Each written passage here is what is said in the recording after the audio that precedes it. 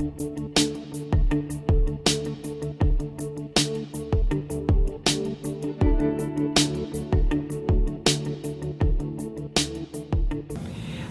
I'm Lynn FIshman, and thank you for joining us. I'm coming to you from the 40th Annual International Conference on Wellness and Consciousness Studies here in Montreal, Quebec. This conference is sponsored by the International Institute of Integral Human Sciences. This is the place to be to get inspired with practical tips to live your best life. I'm really happy to have Busta Akong with me. Busta has been involved in spirituality and mediumship for over 3 decades. And he's going to share a little bit with us today on how we can become a little more intuitive in our everyday life. Hi, Busta. Hi everyone. How are you? Well, the first question comes up is that what I get normally is from people, how could I become intuitive? Again, it's something that you have to practice every day. And it starts first by being able to do meditation.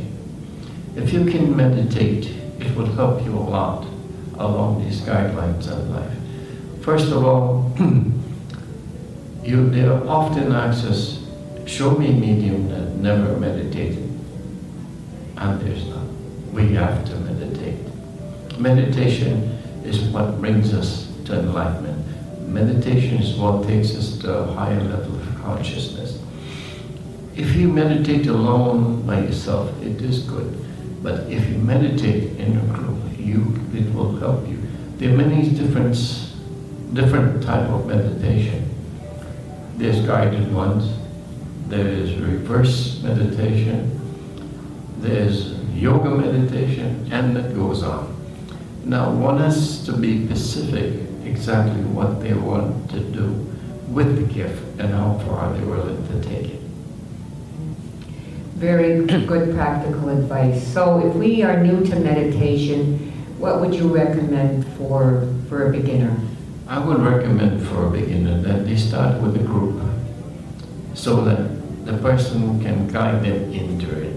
Some of us, we can meditate just for a split second. We can meditate when we're on the bus, on the train, when you're in the car, when you're sitting on the park bench, any way you can. As long as you know how to move the energy and put yourself in this state. How would you define meditation?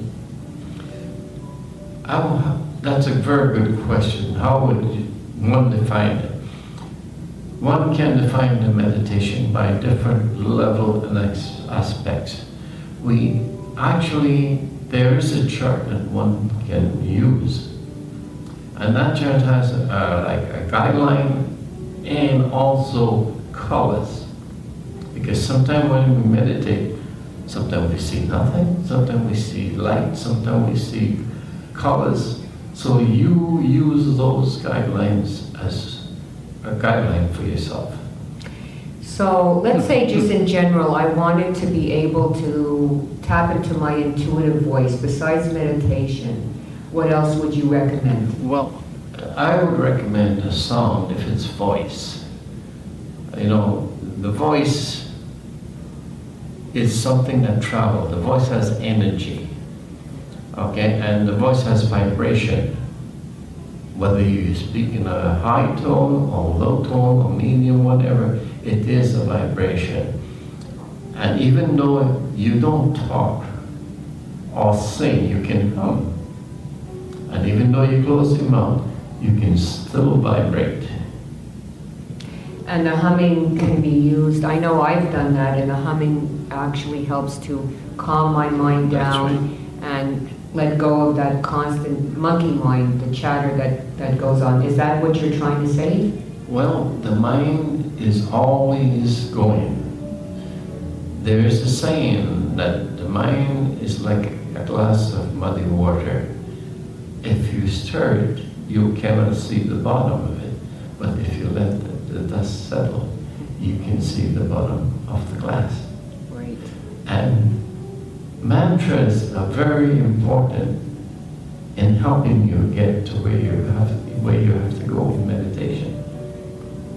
anything that's calming the effect, calming the vibration, calming the depth, will help you get where you have to go in meditation. In meditation, there are many, many levels, and one has to know what level they are. There are dimensions, third, first, second, third, fourth, fifth, and the way up. In the spirit world, we must move beyond the third dimension into the fourth to start seeing into the spirit world.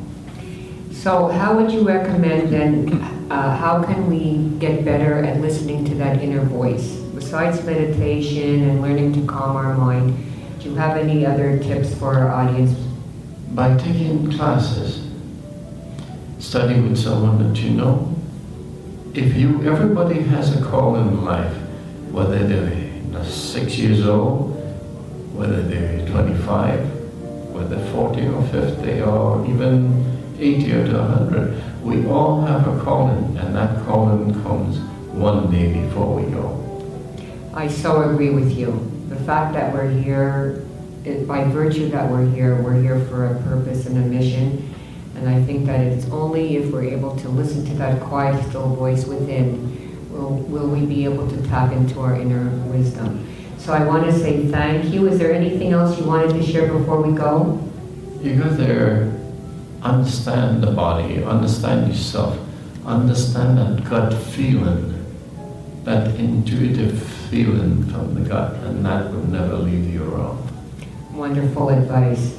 So I want to say thank you to you for joining us, and I want to say thank you, Busta, for being here. You're truly a gift to all of us who know you, and it was a pleasure speaking with you. Thank you for inviting me. So I want to say bye for now, and hope to see you at our conference. Take care.